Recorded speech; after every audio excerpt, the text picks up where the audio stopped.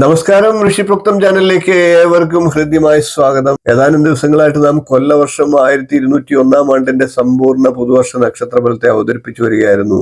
അശ്വതി മുതൽ പൂരിട്ടാതി വരെയുള്ള നക്ഷത്രക്കാരുടെ ഫലത്തെ പറഞ്ഞു കഴിഞ്ഞു. ഇന്നത്തെ വീഡിയോ അതിന്റെ തുടർച്ചയാണ്. ഇപ്പോൾ നമുക്ക് ഉത്രട്ടാതി നക്ഷത്രക്കാരുടെ പുതുവർഷം എങ്ങനെ ഉണ്ടാകുമെന്ന് പരിശോധിക്കാം. ആദ്യം നമുക്ക് ഉത്രട്ടാതി നക്ഷത്രക്കാരുടെ പൊതു സ്വഭാവത്തെ ഒന്ന് അവലോകനം ചെയ്യാം.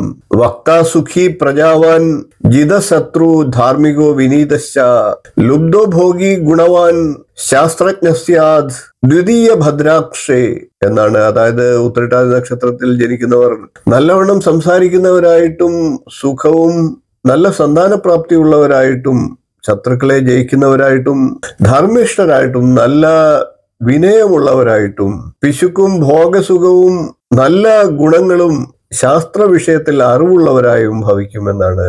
ഇനി നമുക്ക് ഉത്രട്ടാതി നക്ഷത്രക്കാർക്ക് കൊല്ലവർഷം 1201 എങ്ങനെ ഉണ്ടാകുമെന്ന് പരിശോധിക്കാം. ഉത്രട്ടാതി നക്ഷത്രം മീനക്കൂറിൽ വരുന്ന നക്ഷത്രമാണ്. ജന്മരാശിയിൽ ശനിയുണ്ട്, 12-ൽ രാഹുവും 6-ൽ കേതുവും വ്യാഴം 4-ലും 5-ലും ഒക്കെ ആയിട്ട് സഞ്ചരിക്കുന്നു. ജന്മശനിക്കാലമാണ് എന്നത് ഉത്രട്ടാതി നക്ഷത്രക്കാർ എല്ലായ്പ്പോഴും ഓർമ്മയിൽ വെക്കുക. തടസ്സങ്ങളൊക്കെ സഹജമായി അനുഭവിക്കേണ്ട സാഹചര്യങ്ങൾ ഉണ്ടാകാം. സ്വശക്തിയൊക്കെ ദുർബലപ്പെടാം. അകാരണമായിട്ടുള്ള ഭയങ്ങൾ പിടിപെടാനും സാഹചര്യമുണ്ട്. ഓരോരോ കാരണങ്ങൾ കണ്ടെത്തി ചെയ്യുന്ന പ്രവർത്തനങ്ങളിൽ ഒഴിവുകഴിവ് പറയാനുള്ള സഹജ സ്വഭാവവും ഈ സമയത്തുണ്ടായേക്കാം. അതുകൊണ്ട് തന്നെ വലിയ മുതൽ മുടക്കുകൾക്ക് ഈ സമയം മുതിരാതിരിക്കുക. ഗാർഹിക അന്തരീക്ഷം പൊതുവെ മെച്ചപ്പെടുന്ന സമയമാണ്. കുടുംബാംഗങ്ങൾക്ക് പൊതുവെ നല്ല ക്ഷേമ ഐശ്വര്യങ്ങൾ വന്നെത്താം. മക്കളുടെ പഠിപ്പ് ഒക്കെ നല്ല അഭിവൃദ്ധി പ്രാപിക്കാം. ജോലിക്കായിട്ടുള്ള പരിശ്രമങ്ങളും പൊതുവെ ഉത്രട്ടാതി നക്ഷത്രക്കാർക്ക് വിജയം കൈവരിക്കുന്നതാണ്. രോഗികളായിട്ടുള്ള ഉത്രട്ടാതി നക്ഷത്രക്കാർക്ക് ആരോഗ്യത്തിനായിട്ട് തുടർ ചികിത്സ ആവശ്യമായി വന്നേക്കാം. 12-ലെ രാഹു ചെലവുകൾ ഉയർത്തുന്നതാണ്. പാഴ്ചിലവുകളൊക്കെ നിയന്ത്രിക്കേണ്ടതായിട്ടും വന്നേക്കാം. പ്രവാസ ജീവിതം, അതായത് വിദേശ ജോലിക്കൊക്കെയുള്ള അനുകൂല സാഹചര്യങ്ങളും വന്നു ചേരാം. എന്നാൽ പ്രണയ ജീവിതം ഒക്കെ പ്രതിസന്ധി ഘട്ടത്തിലെത്തും.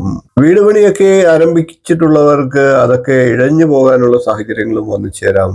തടസ്സം കുറച്ചുനാൾ കൂടി തുടരുന്നതാണ്. ജന്മശനിക്കാലമാണ്. അതുകൊണ്ട് തന്നെ സത്യസന്ധമായി കാര്യങ്ങളെ അവലോകിക്കുക, കഠിന പരിശ്രമം നടത്തുക, വിജയങ്ങൾ നേടാനാകും. ഉത്രട്ടാതി നക്ഷത്രം അറിയേണ്ടതെല്ലാം എന്നുള്ള എന്റെ വീഡിയോ കണ്ടിട്ടില്ലാത്തവർ കാണുക. ഉത്രട്ടാതി നക്ഷത്രത്തെ കുറിച്ച് 2 ഭാഗങ്ങളിലായിട്ട് വളരെ നല്ല അറിവ്, സമ്പൂർണ്ണ അറിവ് നിങ്ങൾക്കായിട്ട് അതിൽ പറഞ്ഞിട്ടുണ്ട്. പ്രോത്സാഹിപ്പിക്കുക.